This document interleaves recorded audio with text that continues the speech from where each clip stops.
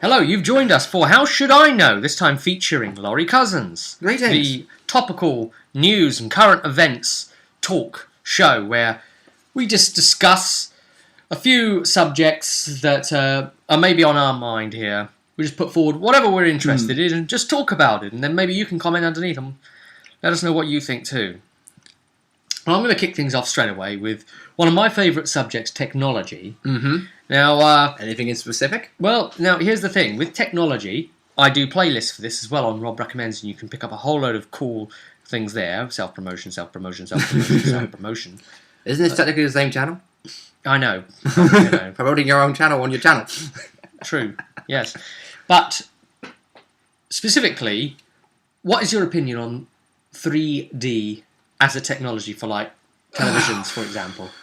Well, other than the obvious things that I know that most of the people say with 3D computer consoles like the 3DS, they go on about how they can't stare at the screen for maybe more than 20 minutes before they start getting headaches. There are a number of people that can't. I can't stare at it. It makes me feel very uncomfortable, the 3DS. I mean, I've only did maybe a tiny little look at a test one in a store, and I had no ill effects, but that was maybe just 5 minutes at tops, so yeah, nothing really major there. 3D TVs, they're trying to figure out a way that you don't need buy the glasses, from what I hear. Well, you know, the glasses, you get one set free or something with the TVs, but you have to pay 70 quid here for any set after. This is what sucks about the glasses, alright? 3D glasses, for starters, everybody's got different size cranial, maxillofacial and such, right? Yes. And as such, sometimes glasses might pinch somewhere and be painful, might fall off, be too tight, too loose, prone to breakage. That too. But the other problem is when you go to the cinema, and I found this recently. Ah, yes. A lot of the things at the cinema, most of them aren't even worth seeing in 3D. A lot of them don't properly implement 3D. Yep. Spider-Man 3D, whole elements of that, you could keep taking your glasses off and checking because it doesn't look 3D. And even without the glasses, it looks fine. And you're starting to ask yourself, is this really 3D? Then a section of it looks 3D again. I'd call that film partially 3D. And from what I know about the film glasses, they don't work with anything other than the cinema. Well, because I checked with YouTube's 3D, they don't work. Well, now here's another thing.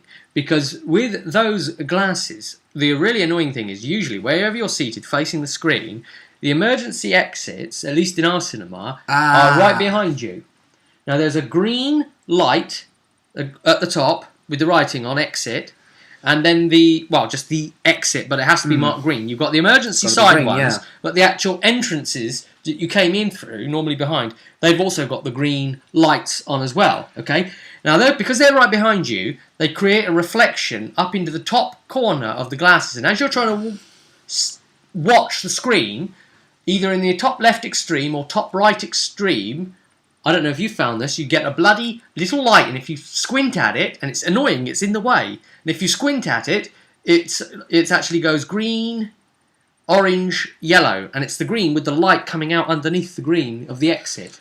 And I've checked it, and if you put your finger up behind it, thus blocking it out from getting into the reflection of the lens, it's fine. You can't sit there through the whole movie like that. No.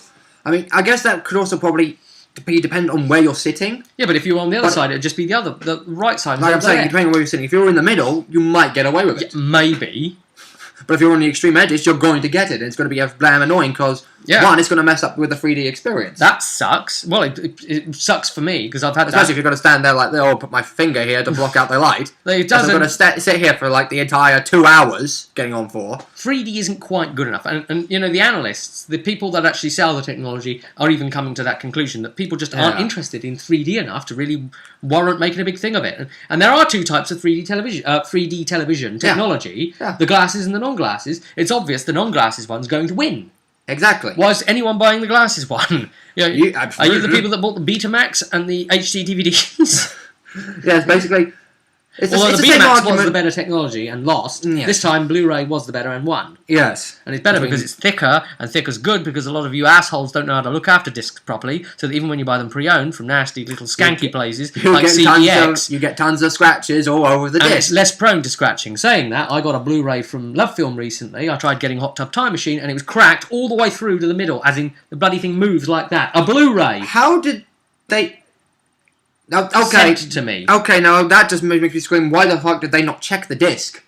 Well, it must have happened, surely, maybe in transit. Well, But maybe. Well, I don't know how Lovefilm operate, but they're a bit sucky anyway. Let's talk about Lovefilm. Let's go on to that next, right? Lovefilm versus Netflix. Now, Lovefilm are winning in this country. They're owned by Amazon. That's because in this country, Lovefilm had a much longer duration of appearance. Yes. Lovefilm has a lot more to it because it's all the DVDs that are currently released that I'm aware of. And of course, it's for your region DVD disc thing. Now, Netflix, as far as I'm aware, we're a very recent addition to this to anywhere outside the US. Yes. And has a very small amount of choices. That I've got to tell you, I've checked my Lovefilm list, my recently watched movies, all of them. Okay, and through the whole lot of them, like The Iron Lady, The Thatcher Story, and just loads and loads of movies like this. None of those are available on Netflix. So basically, it's the exact same thing. The last 3 months of Lovefilm movies I've watched, and TV series, none available. Now, I'm going to say it's the exact same thing with iTunes. Okay. iTunes, now, this is me just being me here. I checked for My Little Pony Season 1 and 2, available in America, Right. not available on the UK or European version. Yeah. Even though it's been out for over... We're in the 3rd season, coming out very soon. I mean, Netflix is obviously cheaper, but there's a reason for that. Yep. Now, the annoying thing about Lovefilm is they are not leaders because they are best. No. They are leaders because Netflix still sucks. If Netflix get their act together, Lovefilm's going to be in trouble. Oh, yeah, definitely. But it's because Netflix are a big, lumbering, dumb beast right now. They don't have anything I'd want. Everything that was in the last 3 months that I viewed, Netflix wouldn't have given me, so I'd have had nothing to watch. Exactly. Everything that's on my to-watch list, Netflix don't have. Now, the good thing going for Netflix is the fact that you can watch it via Mac or laptop, PC, whatever. Which you can Game consoles. You can Lovefilm. And game consoles. And Lovefilm. And tablets, I'm guessing, and everything else. Lovefilm's got this covered too. Oh, I see now. But when you go to Lovefilm and try that, I've noticed that the Xbox ones, for example, when you try to stream, they don't have everything that you'd be able to find on the computer for some weird reason. Secondly, that is very odd. When you now run it on your computers, it forces you to have to run it through Silverlight. You have to have Silverlight on your system for it to authenticate for you to play. That's just silly, because most things just use Flash. YouTube uses Flash. Whenever I have a Flash crash on Google Chrome every now and again, YouTube just breaks down. I just refresh the page, it's fine. It's back to normal. But you have to download Silverlight. Yes. And now the other thing is, and this one's really, really annoying, and this is one that Netflix has got over on it, and that is that you don't stream any of the stuff, and you can really, really tell it well on your television via the Xbox. This is when it's most profound. You've done a trial run? I've watched things on there before. No HD. No HD. Nothing's in HD. Everything's standard definition stream. And now when there's a standard definition on your widescreen LCD TV that you're used to HD picture on, and then you're starting to stream from Lovefilm, and you're just getting a standard definition, you really can notice it. So, Netflix have HD version? To my knowledge, yes. Lovefilm doesn't. However, it doesn't matter how good their definition is, because they don't have much of a catalogue that I want to watch. There's the issue. If they had the catalogue of Lovefilm, I'd leave Lovefilm in a heartbeat. But you're both failures as companies. I'd say if they had everything that was in existence to date on either one of them, then we can compare them on a much better scale. The other problem is that Lovefilm, a lot of the new stuff and the releases, obviously they've got the massive catalogue. If you want the choice, they're there. But they are more expensive, massively, by double and more.